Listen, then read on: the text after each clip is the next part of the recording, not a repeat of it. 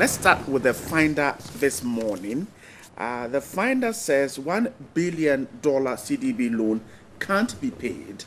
The Public Interest and Accountability Committee says indebtedness to Ghana's gas compromises repayment, and we're told that state institutions also owe Ghana Gas $340.49 million as of June 2016. That's why that CDB loan can be paid. Also on the finder, Otum was moving tribute to his late mother, and over 2,000 perished in road accidents in 2016. Economic Times says industries grapple with uncertainty of stable power supply, and government plans raising 17.4 billion cedis for first quarter. The Daily Guide has Rawlings angry over 99-year land at 10 cities, and Nana rejects $500,000 xmas gift. I was also told by the Daily Guide that Afoko dying, JB killers hungry. The Daily Graphic, election officials chase EC for unpaid allowances. Ministry promises payment. Photograph of the chairperson here. And Black Stars win yesterday, also captured by the Daily Graphic. We're told of a business boom at Asante Himes Burial, and the case between Ghana and Ivory Coast on the issue of the delimitation of the boundaries there. We're told that tribunal to hear Ghana Cote d'Ivoire dispute on February 6th. BNFT talks about housing and says we need housing schemes. That's according to developers, and Oforiata hints at Fiscal Responsibility Act to guard public purse. Daily Statesman, government wants corrupt investors. Of course, photograph of the finance minister designate here. And Akufo-Addo hosts Moroccan king today. The Independent says thousands mourn Asante Hima, a photograph here, and Stars earn hard-fought win over Uganda. Daily Heritage, IFS offers economic advice to government and suggests ways to raise revenue to implement key policies. And other papers also making the news this morning. Ghanaian Times has police arrest 6 in the Bonafo region. That's post-election disturbances. And vetting of ministerial nominees expected to begin on Friday. 3 of them first to be vetted on Friday, all of them here. My guest this morning, Kasisi Ricky Pepra, is the founder, Youth Network Development. Good morning, and thanks so much for joining us. Samala Tamensa Samens is Chief Executive of CTFM. Thank you too for joining us. Welcome. Right, so let's start from here. A quick one here. The Black Stars yesterday won their match 1-0. Ricky, did it surprise you? Sadly, I'm not one of the men who is too keen on football. Right. But I was relieved that they did not start on a losing note. And I'm hoping that they will gradually re-ingratiate themselves with the Ghanaians. They have disappointed us so many times. All right. And I really pray that they bring this trophy back. And let me hurry to add that I hope that when the trophy arrives, some portions of this country will not take credit for the winning by the Black Stars. But I do hope and pray. And it was a bit too scary. They nearly lost. Our defense did a very good job, and I do hope that they'll continue. Right. So Black Stars perhaps finally beginning to get back their support because of what happened yesterday. A win, a narrow win. I'm not so sure, but I don't think they lost their support. It's just a motivation to be so engaged with the happenings in the Black Stars. At times it gets confusing with the internal issues and the GFA issues and all the things that you hear. I mean, we get tired following up, so that's where the disinterest starts. But not to say that we do not support the Black Stars. I think we don't have 2 national teams to choose from. We have only one. So we support them by default, and it's always glorifying to see them win.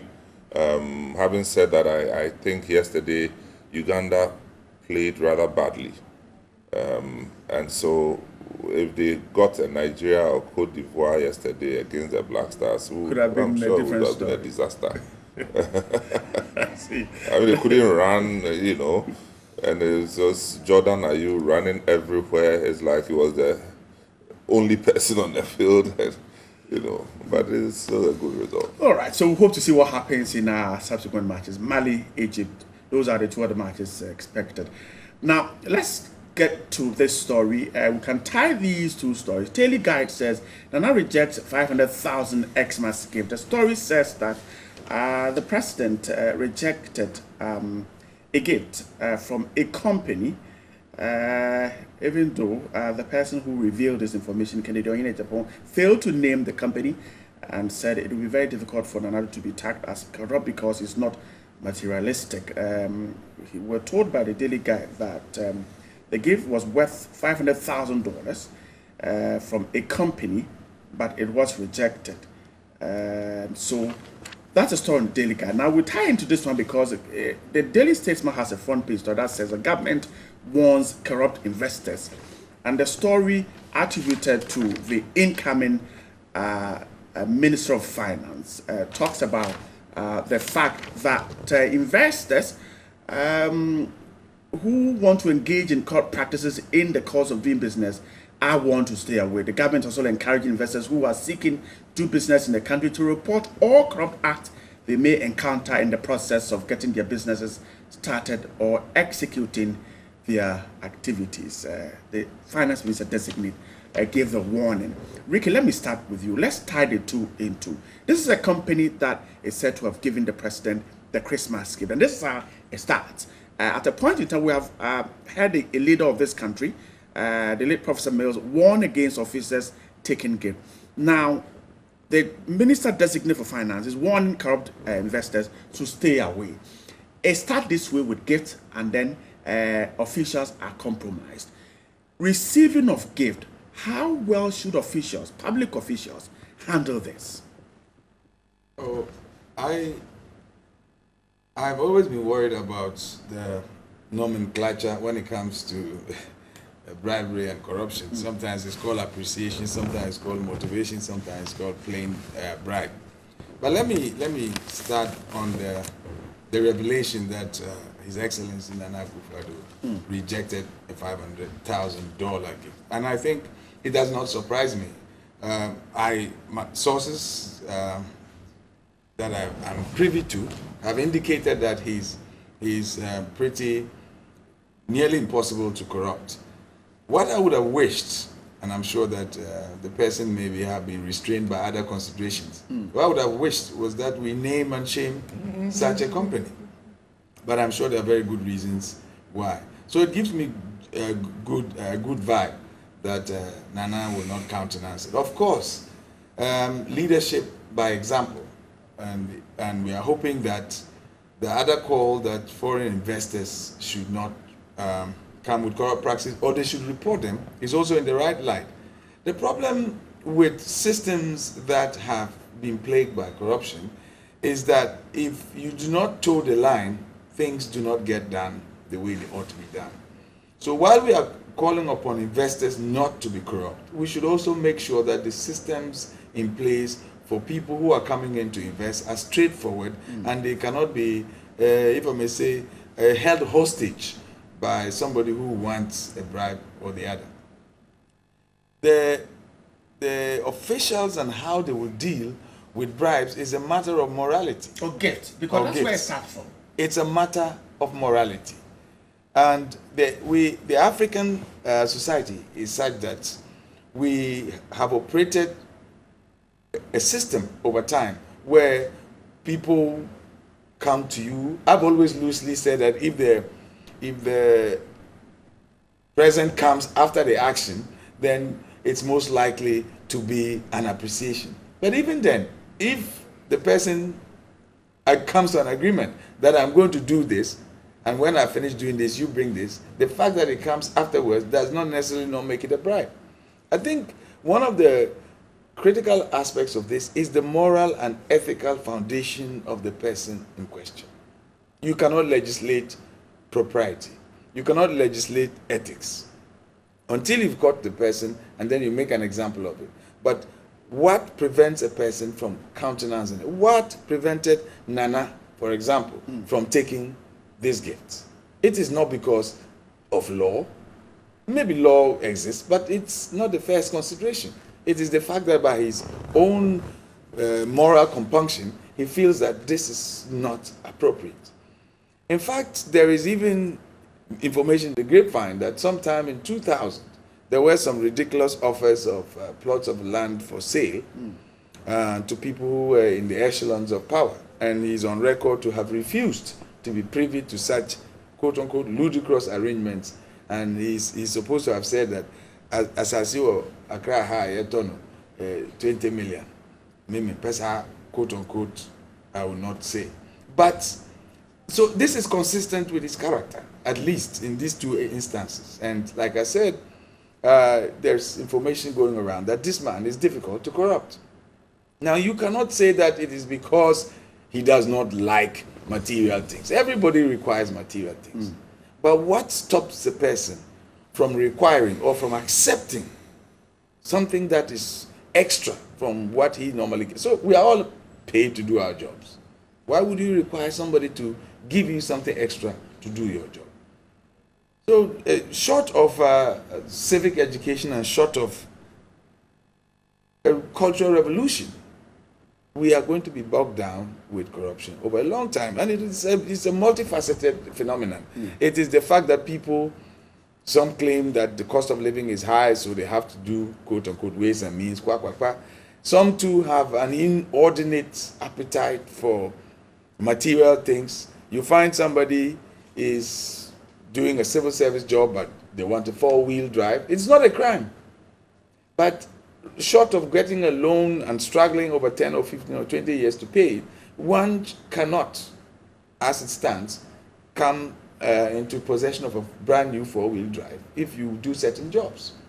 And then there's also the facet where there's a societal expectation. I've said on this platform before, please don't misquote me, but I said we've been requiring so much of our members of parliament: funeral donations, school fees, gifts, contributions towards A, B, C, and D. And the last I remember, they are on a salary of 7,200, I think. There's no way that these members of parliament will be able to meet their own demands and then the demands of others. And similarly, I don't know, when I go home, or those of us who are from remote rural areas, when you go home, for some reason they think that there is a tree or there's a forest here which actually grows money. Now, if you are the type who wants your ego to take over you, you will have to find ways and means of satisfying those demands. So you cannot arrive home and say, look, I am just barely making ends meet. So again, it is a whole multifaceted thing. And I chuckle when people come about with legislation, etc., etc. Because at the end of the day, the things that compel people to be corrupt or to receive these things are not avoidable just by legislation. And in fact, depends on the person. It depends critically on the person. Let me, Samens, we can talk of Mr. Rawlings's the Abacha 2 million cities. We can talk about Mr. Kufuor's Mercedes-Benz from Libya, President Mohammed's Ford, and on and on and on. We're being told that Nanado has just rejected a 500,000 xmas gift. Do gifts necessarily make leaders corrupt? Gifts? Gifts. I think the contexts vary. I mean, I don't know whether even comparing this to the Abacha thing, it's fair. I mean, I look at the context of the Abacha thing. I say, this is my contribution to your campaign, that you're doing. Okay. So you are undertaking an effort, right? And as a co-president, I think that this is something that I want to. In any case, what would Abacha expect in return from Rawlings? You understand? Now, Christmas is a season of love, of all the attributes, sharing, and then from nowhere somebody pops up with a box of money. Please just take something small for Christmas. And then you open and it's 500,000. I mean, when we were kids, you have this habit of, oh, somebody has given you 1 pesos, 5 pesos. The day you go back home with somebody giving you 100 cedis, your parents will walk you back to go and see who gave you that. The money? So I think it's a moral element that lives with us. You know, he's not comfortable with a $500,000 Xmas gift, and that's what it is. $500,000. And he's not pretending, because that's who he is. And he's not saying that by so doing the person that offered it is a thief. He's just saying that I'm not comfortable, and he doesn't end there. If you know Nanado, please take it back and goodbye. And that's it. And I'm not, look, I don't know for a fact, but I don't think it will be an isolated issue. I'm sure there have been others who have been bounced in the same manner. People take money, you know. And beyond that, I mean, we have defined who Nanado is in relation to this kind of issues. I think the bigger issue is for appointees and politicians to learn from this. You know, that you don't just take money anyhow, because it will come after you one day. I mean, the person... This is 500,000. That's a lot of money. An appointee, 10,000 cities for Christmas. Well, what I'm saying is that whether it's 5,000, whether it's 10,000, whether it's 500,000, you will have to answer for it one day. And make sure you have the right answers. A gift is a gift. I mean, this is a culture that cherishes gift. Well, I'm not saying that by taking the gift you are corrupt, but I'm just saying that the fact is you have to answer. So the gift doesn't make them corrupt? Well, I think it's the relationship that makes them corrupt. And I'm talking about what comes with the gift. What is the context within which somebody gives you a gift? But really, why would anybody give you $500,000 gift? You're my friend. I am worth $1 billion. And did you just find out that I'm your friend? Or you have a habit of giving me $500,000 every year? Well, this is what we're hearing. It could be. Yeah, but I'm saying that they've been friends for a long time. And I'm saying that if they've been friends for long, then they are not good friends. Because if you've been friends for long, it means that over the years you've been trying to give the man $500,000 every year, and he's been rejecting, and yet you want to give. Or you tried years before and he rejected, and you are hard at hearing, so you kept giving. So it tells that you are not friends. So I'm saying that either way, you are not a good friend.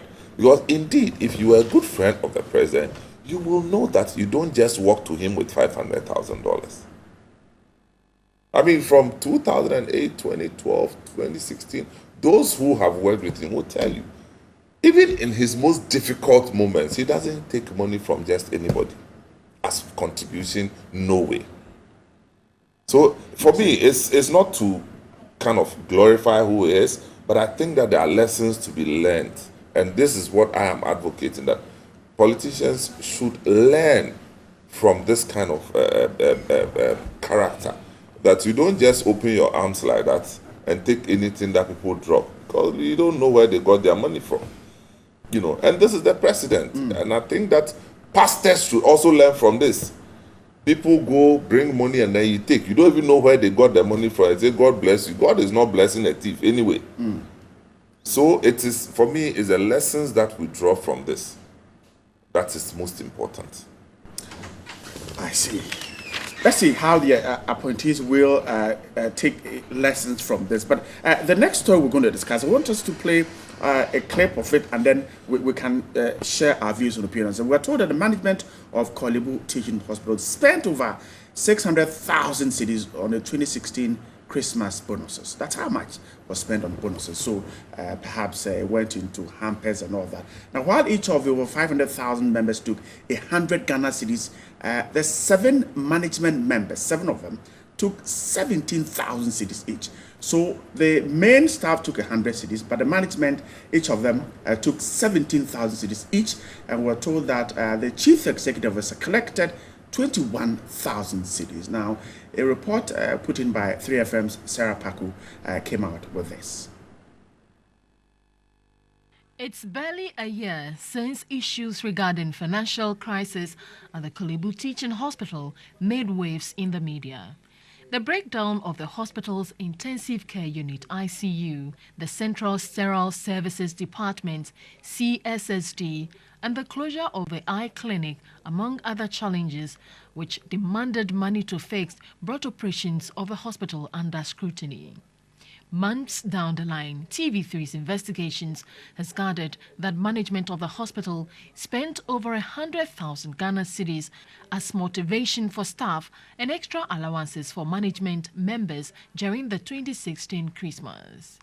Management members who benefited from the amount included Director of Medical Affairs, Director of Administration, Acting Director of Pharmacy, Director of Finance, Director of Nursing Services, Acting Director of General Services and Director of Human Resources, and the Chief Executive of the hospital, Dr. Gilbert Buckle. Board Chairman of the hospital, Professor Anthony Mauli Sala, confirmed that approval was given for the payment of staff bonuses, but not that of management. The senior staff of the hospital says they will take the issue up to ensure a refund of the monies. However, when contacted, Chief Executive of the hospital, Dr. Gilbert Buckle, refused to comment on the issue.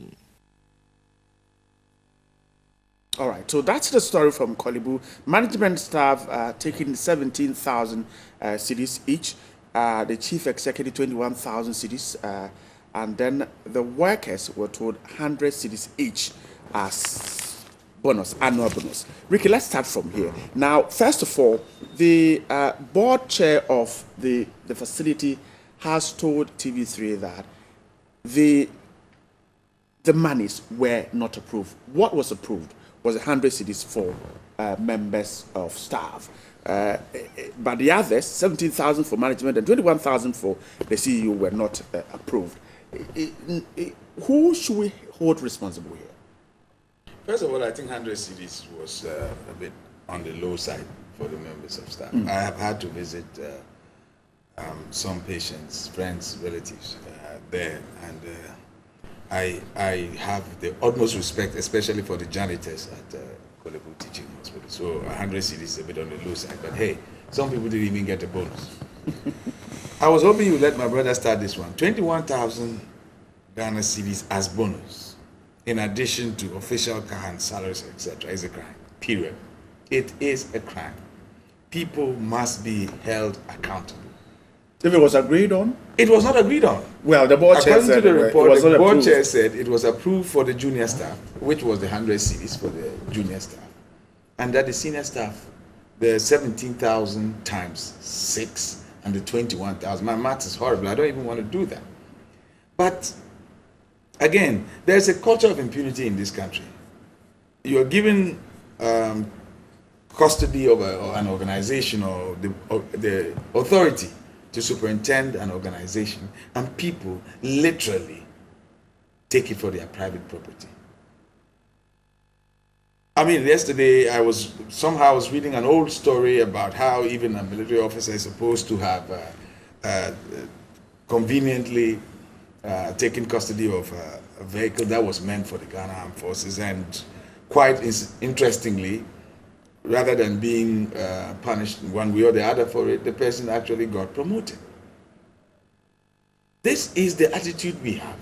And my worry is that the political elites in this country, the elite in this country, think that they are having a field day. It's getting to the point when people will really get tired. One of these days, instead of carrying placards, the people will be carrying clubs. You can only take a people for a ride for so long. There are so many things. Today, you hear that they have closed this unit because there is this. You are appealing to people to come and donate blood. You are doing A, B, C, D. The hospital is not running even at full minimum capacity. But people are living like kings and queens. It's despicable. But again, it comes back to the moral fiber of the person. Why would you want to? Why do you think you deserve 21,000 Ghana cedis bonus, and another person is only entitled to 100 cedis? Why would you think? Is it that you are living in a different country? Is it that the cost of living for you is different? You cannot legislate such a thing. That is one of the reasons why, with all respect, I have nostalgia for the revolutionary days. These things would not have gone unpunished. I mean, guardedly. We need to let people answer for these things. We cannot continue to have committees of investigation and commissions of inquiry. They do not satisfy the people. And I honestly, I think I'm looking very, very much forward to the day people will rise up in their organizations and hold people to ransom.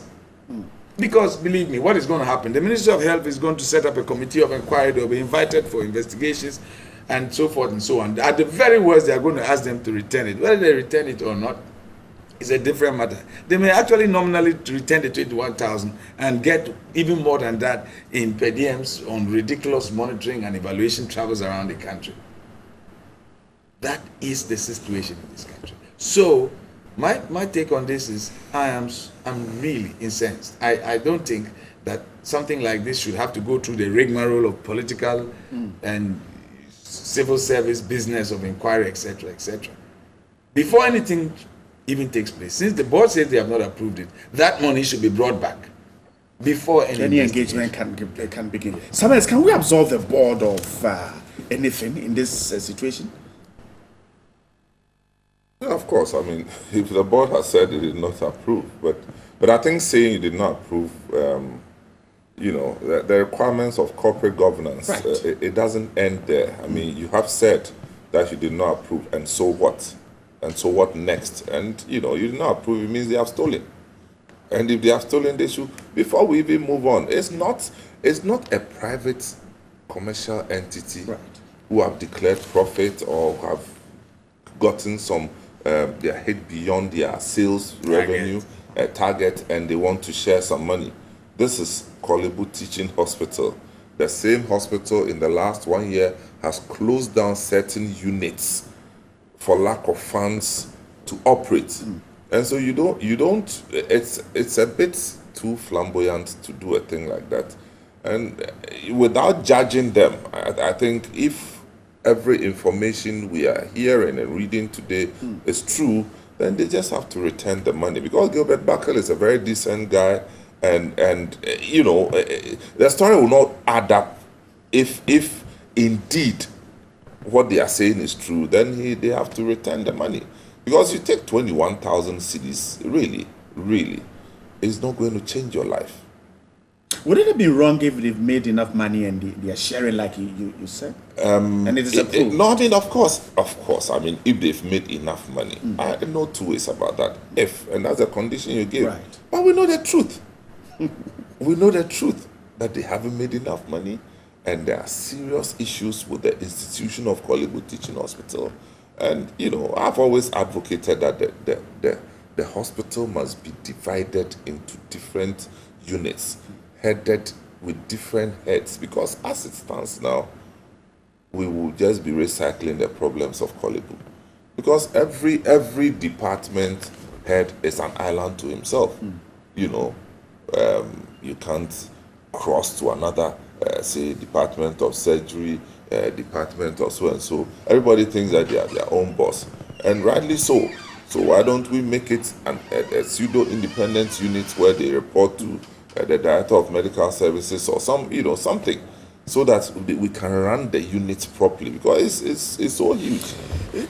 You agree that just saying we did not approve it is not enough? What should the board do?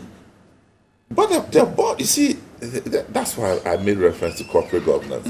The board itself has its rules of engagement. You understand? And that's why for an institution like Korle Bu, you are not just called to go and serve. You are actually commissioned. You understand? So you have an expectation. And I'm saying that if the CEO made a request that the board has not accepted, he has no business going ahead with the request. You see, it's different from something which is discretionary. Right. Discretionary. That, under the circumstance, I had to take this decision and I'm going to justify it to the board. That's different. But if you have made a request and the board says no, you can't do it. All right. Now, the board chair, Professor Anthony Mauli Salah, says he is shocked by the over 100,000 cedis spent by the top management of the hospital as their Christmas bonus. Now, he was outraged that the chief executive of alone took 21,000 cedis as his Christmas bonus without consulting the board at the time the hospital was bedeviled with serious financial problems. He has been speaking to Edward Kwabi here at TV3. So over 100,000 Ghana cedis was blown on Christmas bonuses alone for workers and staff of the Korle Bu Teaching Hospital. This is at the back of challenges that the hospital has been facing over the years. Now, just in 2016, let me tell you what happened. About 3 clinics, surgical clinics, I must say, in the Korle Bu were shut down basically because they didn't have enough money to fix them. But at the end of the year, that is 2016, they had such an amount to spend as bonuses for staff. We've been joined by the board chairman of Korle Bu Teaching Hospital. First of all, do you think that it was necessary to blow such an amount on Christmas bonuses? It's utterly unnecessary.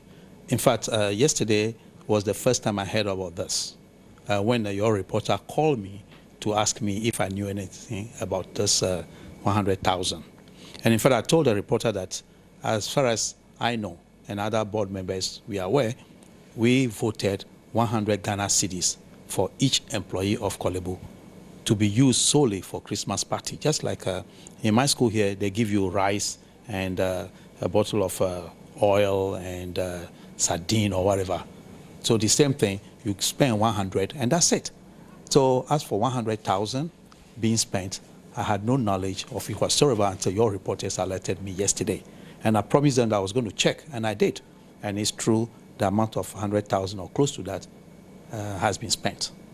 We understand that CU alone had 21,000 cedis, with over 500 workers of the company also taking away 100 cedis each. If you look at the figures involved, if you add up, we'll be eating into the purse of the teaching hospital. For the 100 Ghana cedis, that can be justified because that's for each employee. And it's for motivation. Christmas time, all organizations, one way or the other, organize parties for their employees.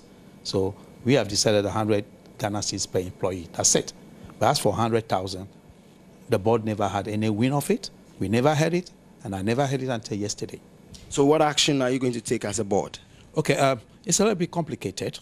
For example, under normal circumstances, we would have called emergency board meeting. But you know, there's a transition at 845, which Ghana Parliament passed in 2012, that upon assumption of office, all office holders appointed by the president cease to hold office. So that area is a little bit murky. We don't know what is going on. So we don't want to take any action now and be asked or be told that we are acting ultra-virus because we don't have the locus to convene a board meeting.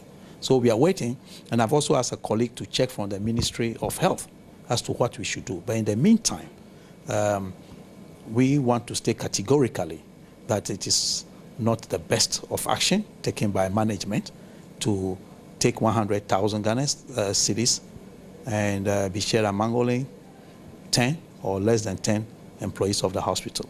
How do you get such an amount approved? Do they need to come to the board to get approval from you before they disburse such an amount as bonuses for staff, or the management on their own can approve such an amount?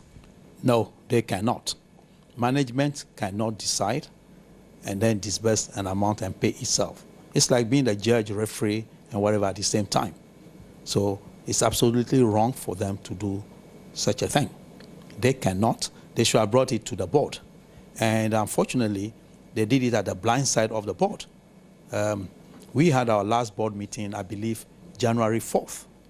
And then President Nana Akufo-Addo was sworn in January 7th. So when we had our last board meeting, that issue was not brought up. Do you still hold yourself as the board chairman of Korle Bu Teaching Hospital? That's a difficult question.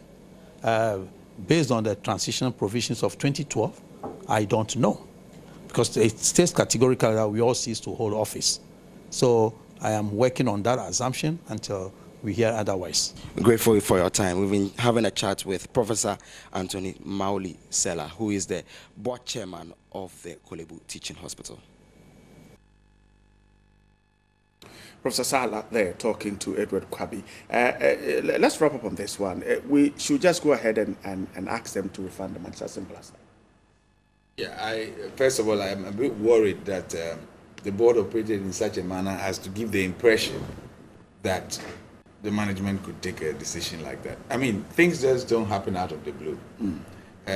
I'm sure that nobody has ever actually told you that when you are coming here, dress smartly. You know, there are certain things. But if you decide to turn up here wearing shorts, you know, then that is because your management has given you the impression that you can turn up anyway. That's the feeling I'm getting. So that they have exonerated themselves, or should I say disassociated themselves with the action, does not necessarily exonerate the board. That's one. Number two is that at the tail end, he actually says that the Transitional Act says that they cease to be in power. And it looks like this decision may have been taken quite strategically, accidentally or otherwise. Your stay in office. Yeah, during at the time when probably because of the transition, they were not actually hands-on. Whatever be the case or motivation, it is not acceptable. And there was a little something about if they make a profit. Korle Bu Teaching Hospital can decide, even if they made $10 trillion, I doubt that it is fair for them to go and pay themselves, when in fact the money for we, the taxpayer, are the ones that are funding this organization. I don't think they have the luxury of allocating themselves funds whatsoever. If it's 100 cedis bonus in lieu of a party, as the board chair says, that makes sense. Even 200 cedis, that makes sense. If the board had decided to take 1,000 cedis each, maybe because they have to do entertainment, they entertain people, they meet suppliers, etc., that makes sense. But 21,000, which is conveniently more than maybe the gross annual salary of about 5 or 6 people, just as bonus, is unacceptable. And if this is true, they should bow down their heads in shame and resign. So, Max, yes, sir. In wrapping up on this, the board chair, like Ricky said, they can say that, well, we didn't do anything wrong. Well, I don't think they said they didn't do anything wrong. They said that they didn't know about it, and that's a fact. But they should know what happened. Well, they didn't know. A man told you how he got the news. He said he heard it through TV3. And that's only a matter of fact. But I'm just saying that he stopped short. He's there to supervise the work of no, facility. No. You are not the head of operations. You are the chairman of the board, and you have a chief executive who reports to you. So the chief executive reports to you. You don't work with them. He reports. So he will only tell you what is going on.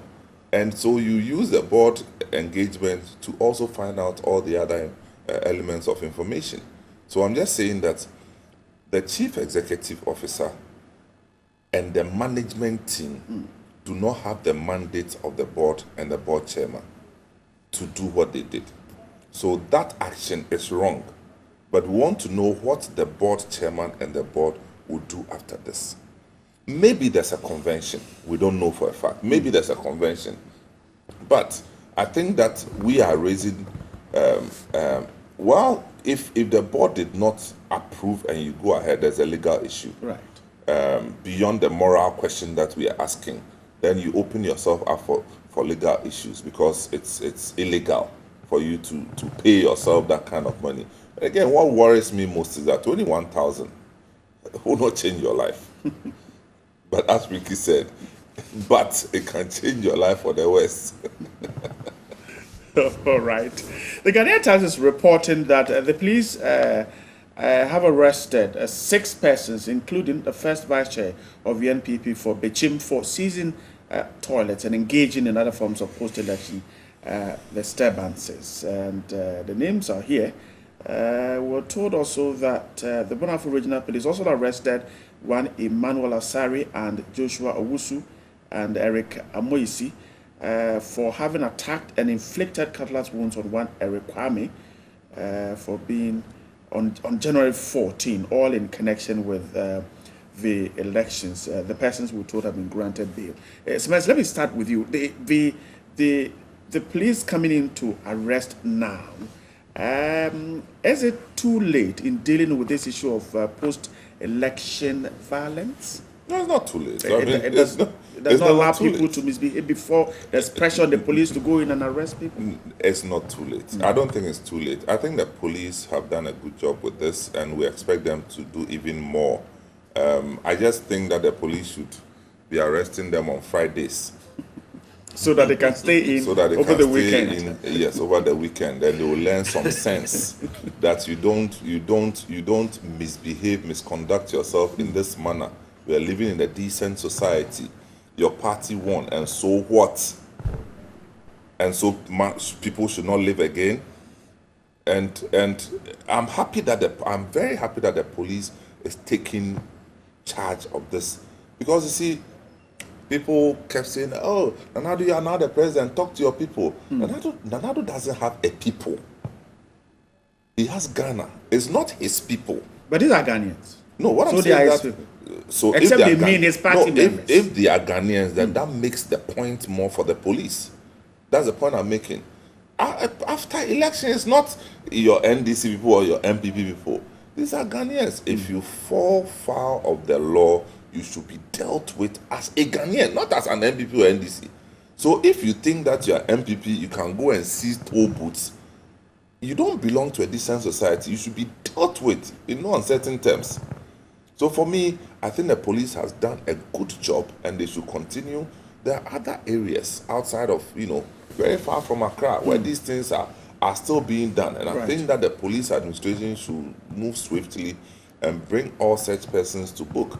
Well, see, somebody was telling me yesterday that some persons lost their life in the process. I don't know this for a fact. But that's what there's a case at Dunkorno Fame somewhere like that. Yeah. In the process, somebody will lose his life. I mean, what is that? You are sitting down in the first place. You yourself, you're unemployed. Then your party has won. The party you support, for all you know, they don't even have membership cards. They don't even have membership cards. You support the party. The party won, and so by default, you have become the boss of an organization. What nonsense is that? I mean, if they do that, they should arrest them and put them behind bars. Ricky, commendation for the police. Was some inertia, and then eventually we're beginning to see results. You've said it all. The inertia was inexcusable. They have roused themselves and they've started doing something that is good. The only addition I'll make to my brother's comment is that Ghanaians should rethink. We should rethink. We have been taking our peace, our tranquility, our decent society for granted. You see, whether we like it or not, people are retaliating. That means once upon a time, something happened, and somebody says, it's now my time to do it. Going forward, let us all resolve. You see, it surprises me that Ghanaians are extremely religious. On Sundays and on Fridays, you find us all decked, going to church and to the mosque. And when it comes to common sense cohabitation, then it becomes a problem. You see, we need to reorganize ourselves. I am calling for something in the likes of the Chinese Cultural Revolution to take place in this country. Because all of the main problems in this country, call it corruption, call it election violence, call it domestic violence, call it exam malpractices. Many of these things cannot be legislated away. It has to come with the moral fiber of the society. So politicians think they can steal, and businessmen think they can take government contracts and pocket it and not do it.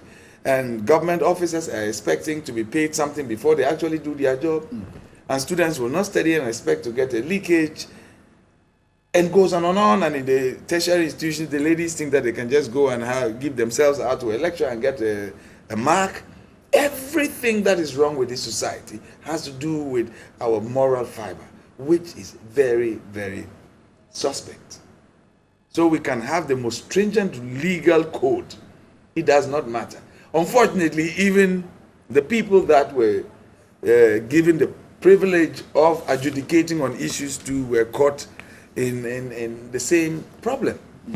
You get it? So we can't. Oh, there's cause for worry about the judiciary.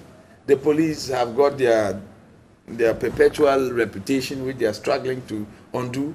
Every facet of this country needs a rethinking, and I cannot help but say that the example of Nana is refreshing.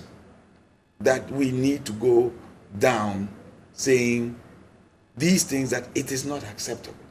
It's not acceptable for us to vilify women when we think that we allege that they got where they got to because of A, B, or C.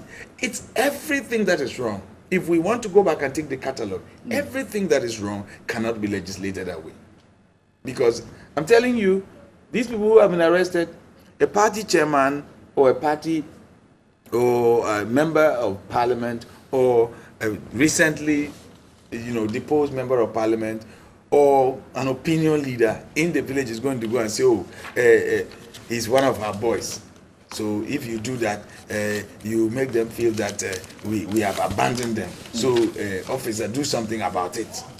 And the fear of the officer too is that if he does not, this same person can now talk to somebody to get him transferred from the place or something of that sort.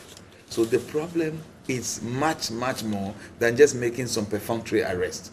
Because, believe me, they can arrest them on Friday, cement, and Saturday, they will be released in the night to go home, eat, and report in the morning. It happens. Well, so then the police will be giving themselves. we have a problem on our hands. Okay, let's wrap up on this one. A lot of the papers are, in fact, all of them on the international columns are reporting the declaration of a 90 days state of emergency in Gambia.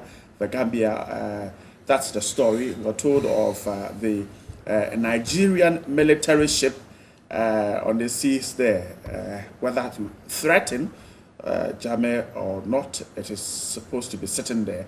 And the National Assembly of the Gambia has declared a state of emergency, 90 days, and that means that we're told Gambians are fleeing. Some of them are also trying to stock food, expecting some kind of attack. Now, should the ECOWAS bloc think about military intervention at this point? I don't know. I'm not into international relations stuff, and so it will be difficult for me to have a pointed opinion on this. But from where I sit, I think the whole back and forth is not necessary, and I think they've tried talking to him, and he hasn't played ball with them. And question: do we allow this man to be there forever, or is there a way to do it? If there's any decent way to do it, is to find a decent way to remove him. But I honestly don't know. You're all right, Ricky. Liberia, the ECOWAS went in, ECOMOG then, the force that went in, and yet it rather prolonged the conflict. So should we attempt a military overthrow? This Yahya Jammeh thing is a watershed for international relations and diplomatic practice in West Africa, and in fact it calls to question the very fundamental relevance of ECOWAS. I say so because I think, straightforward, that Yahya Jammeh has called the bluff of ECOWAS. We have pampered Yahya Jammeh since 1994. The gentleman arrived, and somehow we acquiesced to his presence. You see, I don't know whether it was on this program when somebody said that if Billy Goat wants to sell you perfume, then you should be doubting the quality of the perfume. But the membership of ECOWAS, the heads of state of ECOWAS, will accept the rare example of Ghana. They all are fraught in some manner of suspicion. For Enyasingbe's ascent to power is a matter for a decade-long discussion. It is not a monarchy. How come he's there? Laurent Gbagbo and my brother Ouattara and his nationality complications. Then there we have the Weah contention that Madam Sally Johnson actually did not win the elections. And then Blaise Compaoré was swept away literally by brooms. All this while, we have been led by people whose own legitimacy is in question, except again, with a lot of pride, the case of Ghana. So all I'm saying is, ECOWAS was handicapped in telling this man to leave. And I believe that is the one reason why they insisted on having President Mahama on it. Quickly, I'm told that Morocco has offered him asylum. Right. And as we just read in the papers, the king is going to be seeing Nana today. I'm sure already is on their agenda. They should quickly encourage the king to give him a small piece of estate in Rabat or anywhere in Casablanca. Take this man out of there. And going forward, that when people arrive in power through an illegitimate means, that we stop them and not go to sleep for 22 years. And allow them to legitimize themselves. And call themselves, Sir, Doctor, Professor, Alaji, and curer of AIDS. We are an international laughing stock. No, that's it. But I mean, the context is very funny because you talk about Ghana standing out. Rawlings seized power illegitimately. Granted. I'm just talking on the latter days. No, there's nothing latter about it. Okay. He killed human beings. That's what happened. And it's a fact of history. And so, you see, what I'm saying is that an abuse is a fact of history that he killed people. But I mean, I'm talking about his regime. I mean, shooting people firing squad. Why? Should I? But at least do they declare the people who do the shooting? From Ricky's point, Rawlings is not on the one of the leaders. I'm talking about the history of our country. Okay. He said that Ghana stands out, and I said, I know. Recent history. I mean, if you want to use the word recent for your convenience of the argument, but I'm just saying that the fact is that we are also at fault because we did the same thing. We shot our way into power and legitimized when ourselves. He lost power, he stepped down. Yes. No, what I'm saying, the reference point is that you shoot your way into power and people welcome you. I think that's the point he's making. That when people do that, we should not welcome them. Right. Isn't that what he said? Yeah. So I'm saying that we too, we are at fault. Okay, let me revise myself. Okay, let me revise myself. I've run out of time. But I'm grateful. Ricky, I'm grateful. So the man was learning from Ghana. Oh, I see. And maybe that's why we are very, very in the You just have learned from what Mr. Muhammad Of course. He just stopped short of seeing the bigger picture. I think the man first accepted and then saw the TV news and said, I won't lose this one. All right. So Lata Benz as the Chief Executive of CTFM. Grateful for your time today. And then Kasisi Ricky Pepper is the founder of the Youth Enterprise Development Foundation. Ricky, I'm grateful to